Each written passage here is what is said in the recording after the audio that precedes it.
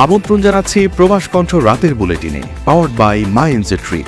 শুরুতেই জানাবো আজকের প্রধান শিরোনামগুলো। মালয়েশিয়ায় চলন্ত ট্রেনে নারীকে শ্লীলতাহানির অভিযোগে বাংলাদেশি গ্রেপ্তার। মালয়েশিয়ায় 50 রিঙ্গিতে অসামাজিক কার্যকলাপ অভিযান চালিয়ে 12 বাংলাদেশি সহ 57 জন আটক। এবং মসজিদকে মালয়েশিয়ার পর্যটন ব্যবস্থার অংশ করার আহ্বান উপপ্রধানমন্ত্রীর। দেখছিলেন শিরোনাম, এবার বিস্তারিত। আপনিও কি আপনার নেক্সট ট্রিপ প্ল্যান করছেন? তাহলে আপনার জন্যই মাই এনজে ট্রিপ, যেখানে এয়ার টিকেটস এবং হোটেল সব পাওয়া যাবে এক প্ল্যাটফর্মে, with a very affordable fares and endless options. With my NJ trip আপনার ভ্রমণ হবে একদম নিশ্চিন্তে। মালয়েশিয়ার রাজধানী কুয়ালালামপুরে চলন্ত ট্রেনে এক নারীকে শ্লীলতাহানির অভিযোগে এক বাংলাদেশি নাগরিককে গ্রেপ্তার করেছে স্থানীয় পুলিশ। গত 19 আগস্ট লাইট রেল ট্রানজিট বা এলআরটি ট্রেনের ভেতর এই ঘটনা ঘটে। আমপাং জায়া জেলা পুলিশ প্রধান অ্যাসিস্ট্যান্ট কমিশনার খায়রুল আনোয়ার খালিদ জানান, ঘটনাটি ঘটে গত 19 আগস্ট সকাল আনুমানিক 8:30 দিকে। ভুক্তভোগী নারী ওয়াংসা মাজু স্টেশন থেকে পাসপোর্ট সেনি স্টেশনের উদ্দেশ্যে এলআরটি ট্রেনে চড়েন। চলন্ত ট্রেনে অভিযুক্ত ব্যক্তি ও নারীকে শ্লীলতাহানি করে বলে তিনি বুঝতে পারেন এবং পরবর্তীতে এই বিষয়ে থানায় একটি আনুষ্ঠানিক অভিযোগ দায়ের করা হয়।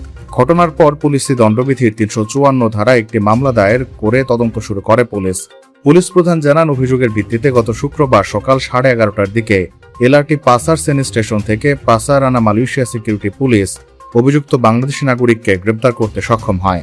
গ্রেপ্তারের পর আসামিকে পরবর্তী আইনি পদক্ষেপের জন্য আমপাং জায়া জেলা পুলিশ সদর দপ্তরের অপরাধ তদন্ত বিভাগের কাছে হস্তান্তর করে।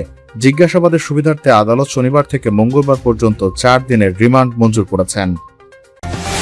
মালয়েশিয়ায় স্বল্প মূল্যে অসামাজিক কার্যকলাপ পরিচালনার অভিযোগে একটি চক্রের আস্তানায় অভিযান চালিয়ে 12 বাংলাদেশি সহ মোট 57 জনকে আটক করেছে মালয়েশিয়ার ইমিগ্রেশন পুলিশ। গতকাল দুপুর 2টা থেকে 3টি বাজেট হোটেল ও গেস্ট হাউসে এই বিশেষ অভিযান পরিচালনা করা হয়। মালয়েশিয়া ইমিগ্রেশন বিভাগের মহাপরিচালক দাতুক জাকারিয়া শাবান জানান, ইন্দোনেশিয়ান দূতাবাসের প্রাপ্ত তথ্যের ভিত্তিতেই মূলত এই পদক্ষেপ নেওয়া হয়েছে। তদন্তে জানা গেছে, চক্রটি বিদেশি নারীদের দৈনিক, সাপ্তাহিক বা মাসিক ভিত্তিতে ভাড়া নেওয়া বাজেট হোটেল ও গেস্ট হাউসে রেখে কার্যক্রম পরিচালনা করছিল। সব আস্তানা নিয়ন্ত্রণের দায়িত্বে ছিল স্থানীয় বিদেশি ক্যাপ্টেন বা ম্যানেজাররা। সেখানে স্থানীয় বিদেশি গ্রাহকদের কাছ থেকে প্রতি সার্ভিসের জন্য 50 মালয়েশিয়ান রিঙ্গিত ফি নেওয়া হতো। অভিযানে 57 জনকে আটক করা হয়েছে। এর মধ্যে 26 জন ইন্দোনেশিয়ান নারী, 12 জন বাংলাদেশি পুরুষ, 7 জন মালয়েশিয়ার স্থানীয় নাগরিক, 3 জন মিয়ানমারের পুরুষ এবং 1 জন ইন্দোনেশিয়ান পুরুষ রয়েছেন। ইমিগ্রেশন বিভাগ জানিয়েছে, চক্রটি গত 1 বছর ধরে অত্যন্ত সুসংগঠিতভাবে এই কার্যক্রম চালিয়ে আসছিল এবং এই সময়ে প্রায় 5,40,000 রিঙ্গিত অবৈধ আয় করেছে। অভিযানে ঘটনাস্থল থেকে বাংলাদেশ, ভারত ও ইন্দোনেশিয়ার বেশ কয়েকটি পাসপোর্ট, একাধিক মোবাইল ফোন, রুমের চাবি, অন্যান্য সরঞ্জাম জব্দ করা হয়। আটককৃতদের মধ্যে স্থানীয় ইমিগ্রেশন আইনের ধারা এবং বিদেশি নাগরিকদের ধারা ও ইমিগ্রেশন প্রবিধানমালার অধীনে গ্রেপ্তার করে হেফাজতে পাঠানো হয়েছে।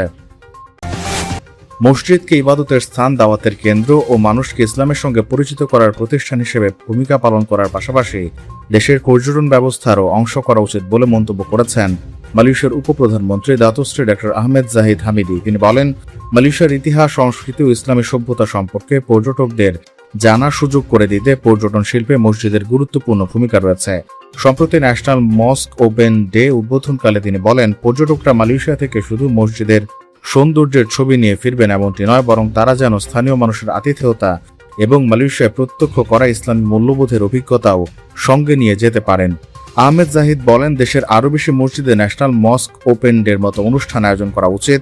এর মাধ্যমে বিভিন্ন বয়স, ধর্ম ও সামাজিক অবস্থানের মানুষ মসজিদে এসে একটি সৌহার্দ্যপূর্ণ পরিবেশে মসজিদ ও মুসলিম সমাজের সঙ্গে পরিচিত হওয়ার সুযোগ পাবে। তার মতে, মসজিদের দরজা বাইরের মানুষের জন্য উন্মুক্ত করে দেওয়া হলে ইসলাম সম্পর্কে তাদের জানার সুযোগ তৈরি হয়, ভুল ধারণা ও বাস্তবতার মধ্যকার দূরত্ব কমে এবং পারস্পরিক বোঝাপড়া বৃদ্ধি পায়।